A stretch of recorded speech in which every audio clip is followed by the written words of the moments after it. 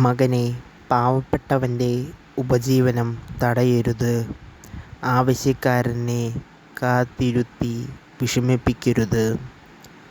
വിശക്കുന്നവനെ ഉപദ്രവിക്കരുത്. ഇല്ലാത്തവനെ ക്ഷോഭിപ്പിക്കരുത്. കോപാകുലമായ മനസ്സിൻ്റെ അസ്വസ്ഥതകൾ വർദ്ധിപ്പിക്കരുത്.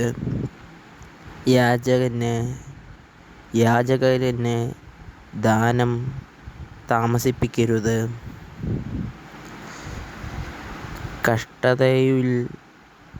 കഷ്ടത അനുഭവിക്കുന്ന ഗർഭത്തിൽ നിരാകരിക്കുകയോ ദരിദ്രൻ്റെ മുഖം തിരിക്കുകയോ ചെയ്യരുത്.